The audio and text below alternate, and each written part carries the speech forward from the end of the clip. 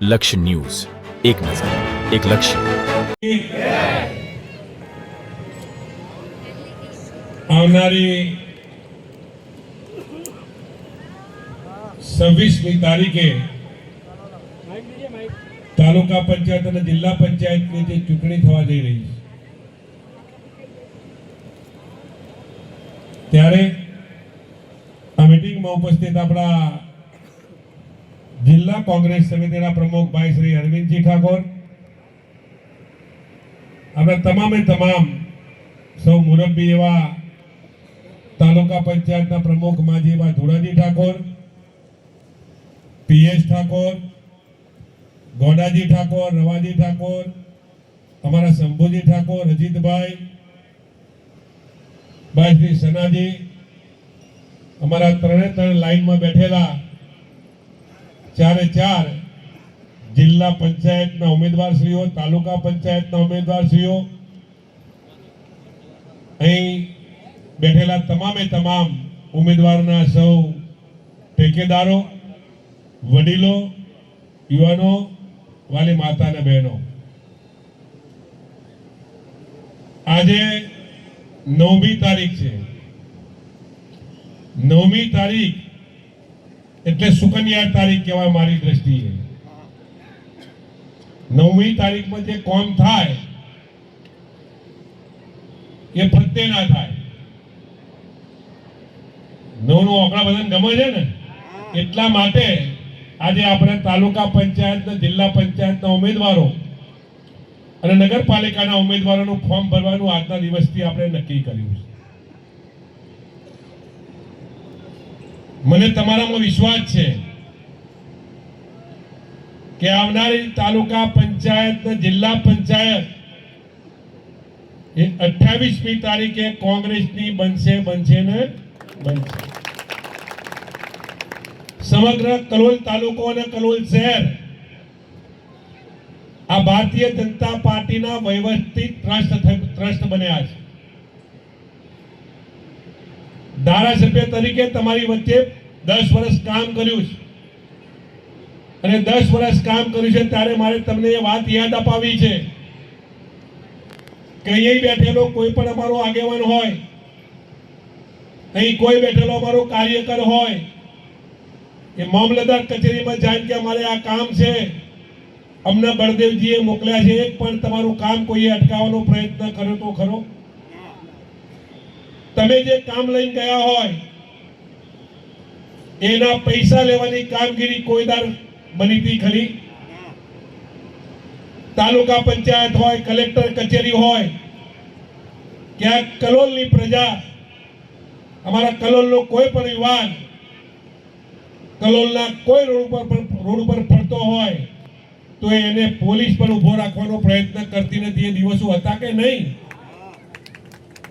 કલોલ શહેરની અંદર હોય કે કલોલ તાલુકાની અંદર હોય,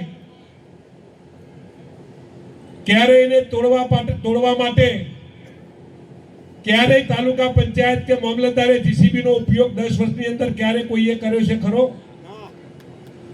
આ 10 વર્ષનું આપણું સુશાસન હતું. ક્યારે નાના માણસને અન્યાય થતો નહોતો. તાલુકો હોય કે શહેર હોય, એનું ક્યારે તાલુકા પંચાયતમાં કે મામલતદાર કચેરીમાં કે નગરપાલિકાની અંદર ક્યારે કોઈનું કામ અટક્યું હોય એવું મેં કદી ક્યારે સાંભળ્યું નથી. ભ્રષ્ટાચારે માજા મૂકી છે. કોઈ પણ તમે ઓફિસમાં જાઓ, કોઈ પણ તમે કચેરીમાં જાઓ, તમે પોલીસ સ્ટેશન જાઓ, એક પણ કામ તમારું પૈસા વગર થતું નથી. એના આપણે બધા સાક્ષી છીએ કે નથી? કઈ એવી ઓફિસ છે સરકારી કે ત્યાં ભ્રષ્ટાચારે માજા ના મૂકી હોય? કયું પોલીસ સ્ટેશન એવું હોય કે તમારો ગુનો બન્યો હોય તો ફરિયાદ કરવાના પૈસા કોઈ ના લેતા હોય? તમામે તમામ જગ્યાએ નાના માણસોને, નાના આગેવાનોને, નાના કાર્યકરોને જીવવું દોયલું બન્યું છે. એવા ભ્રષ્ટાચારથી જો આપણે બચવું હોય તો અહીં બેઠેલા તમામે તમામ તાલુકા પંચાયતના ઉમેદવારો હોય, અહીં બેઠેલા તમામે તમામ જિલ્લા પંચાયતના ઉમેદવારો હોય, કઈ બેઠેલા નગરપાલિકાના ઉમેદવારો હોય, એમને તમારે બધાએ જ ગભે ગભો મિલાવી અને 26મી તારીખે મતદાન કરી એમને જીતાડવાના પ્રયત્નો કરવાના છે એવી વિનંતી પણ આ તબક્કે તમને કરું છું. મારી વિનંતી તમે સ્વીકારશો નહીં સ્વીકારો? અહીં આવેલા તમામે તમામ સૌ લોકો જો તાલુકા પંચાયત જિલ્લા પંચાયત બનાવવાની હોય અને નગરપાલિકા બનાવવાની હોય તો તમે બધા જ બે હાથ ઊંચો કરીને વિશ્વાસ મૂકો કે આવનારી તાલુકા પંચાયત, આવનારી જિલ્લા પંચાયત, આવનારી નગરપાલિકા અમે કોઈ પણ કાર્ય કોંગ્રેસની બનાવીને છપીશું. ધુળાજીએ બહુ સરસ વાત કરી છે. તમે બધા કહેતા હો વિધાનસભા લડું કે ના લડું? હે? એ જ મામલતદાર કચેરીમાં, એ જ પોલીસ સ્ટેશનમાં, એ જ સરકારીઓ કચેરીમાં તમારો એક પણ પૈસો કામ માટે ના આપવો પડે એટલા માટે ઘણી બધી જગ્યાએ વાતો થાય. બળદેવજી બહુચરાજી લડવાના છે, બજરંગજી બીજા વિસ્તારમાં લડવાના છે.